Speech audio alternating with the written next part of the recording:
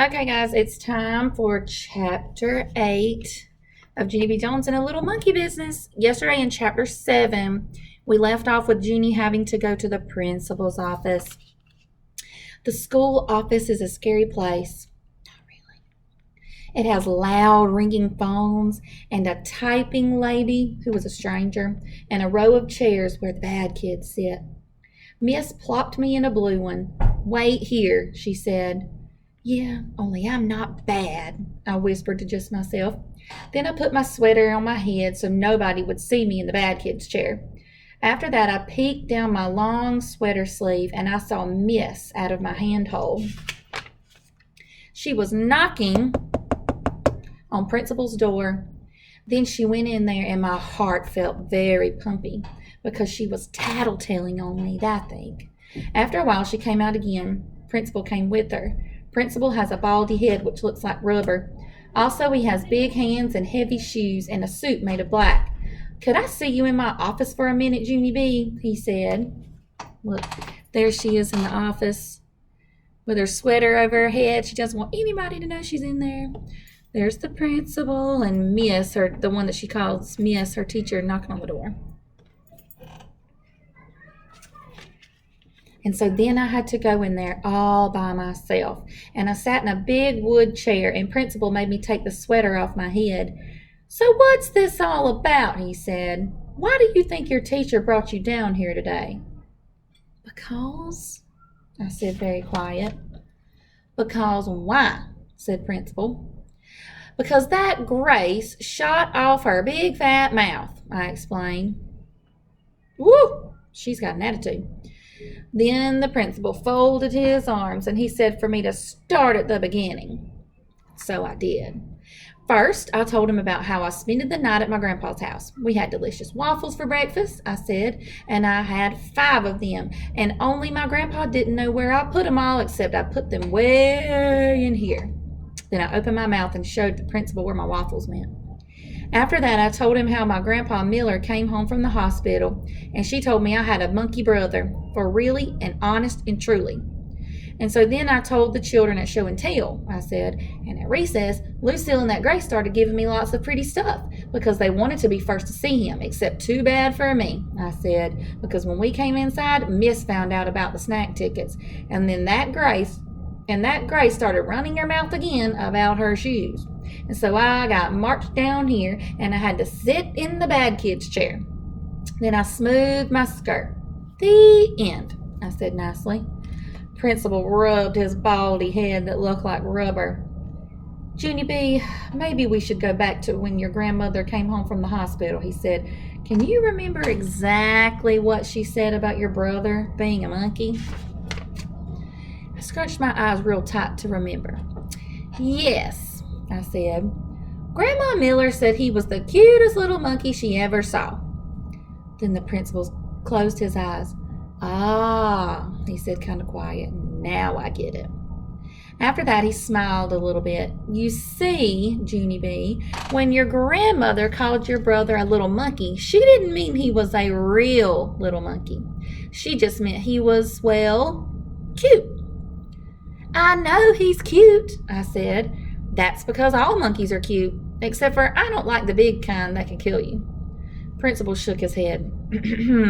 "No, Junie B, that's not what I mean. I mean your brother isn't really a monkey at all. He's just a little baby boy." I made a frowny face. "No, he is not a little baby boy," I told him. "He's a real, alive baby monkey with black hair, hairy fur, and long fingers and toes. You can ask my grandma Miller if you don't believe me." And so guess what Principal did then? He called her, that's what. He called Grandma Miller right up on the phone, and then he talked to her, and then I talked to her too. "Hey, Grandma," I said very shouty, "guess what just happened down here? Principal said that my baby brother isn't a real live monkey, only he is, because remember you told me that. Remember, you said he was a monkey, for really and honest and truly." Then Grandma Miller said she was very sorry, but she didn't mean he was a real monkey. She just meant he was cute, just like the principal explained to me. So then I felt very droopy inside. "Yeah, only what about all of his black hair and his long fingers and toes?" I said. What about his bed that looks like a cage and the wallpaper with the Jungle Friends on it? But Grandma Miller kept on saying that my new brother was just a regular cute baby. So finally, I didn't want to talk to her anymore, and I hung up the phone. Then I bent my head way down, and my eyes got a little bit of wet in them. Man, I said very quiet. After that, Principal gave me a tissue, and he said, "I'm sorry," to me. Then he held my hand, and me and him walked back to room 9. Principal went into room 9 with me. Then he clapped his giant hands together. "Boys and girls, may I have your attention, please?" he said. "I'd like to explain what happened during show and tell today. It's about Junie B. Jones and her new baby brother." Just then, that Jim jumped right up out of his chair. "He's not a monkey, is he?" he shouted very loud. "I knew it. I knew he wasn't a monkey." I made a big fist at him. "How would you like this up your nose, Jim?" I hollered. Then Principal frowned at me, and so I did a smile. "I just don't like that guy," I said nicely. After that, the principal took a big breath. "Boys and girls, there's a good reason why Junie B told you that her brother was a monkey," he said. "Yeah, it was all my Grandma Miller's fault," I interrupted, "because she told me that my brother was a little monkey, only she didn't mean he was a real little monkey. She just meant he was cute.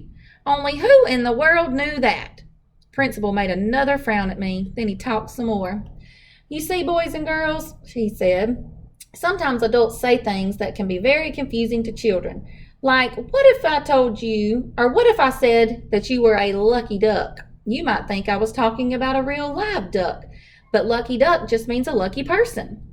"Right," said Miss, "and when we call someone a busy bee, we don't mean he's a real bee. We just mean he's a hard worker."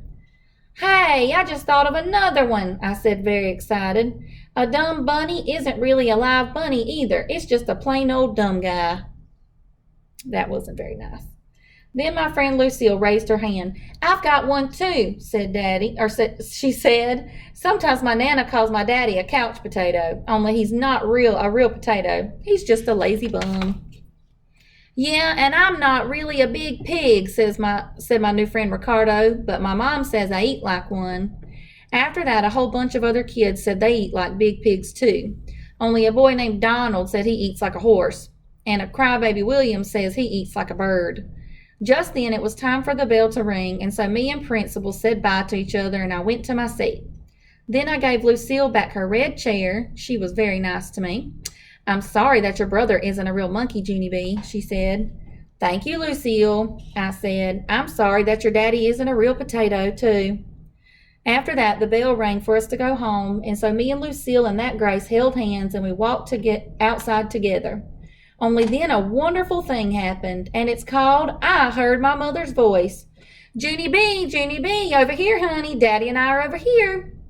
Then I looked in the parking lot, and I saw her, so I ran to her speedy quick, and then me and Mama hugged and hugged, because I hadn't seen her for a very whole day. Then my daddy got out of the car, and he had a little yellow blanket in his arms, and guess what was in that thing? My new baby brother, that's what. He was very teeny and pinkish, except his head had a lot of black hair on it. I touched it. It felt like fuzz. Just then Ricardo walked by, and he saw my teeny brother. "Cool hair," he said. I smiled very big. "I know it, Ricardo," I said, "and guess what else? He doesn't even smell like P.U." There's Ricardo. Look, there's Daddy holding baby brother and Junie B. After that, I got in the car, and I told Mama about Lucille's locket, and she said maybe I could get a locket too, and I could put my brother's teeny head in there. "Yes, and I would also like some pink high tops, please," I said, very polite. "Maybe," said Mama. "Oh boy," I said, "'cause maybe doesn't mean no, that's why."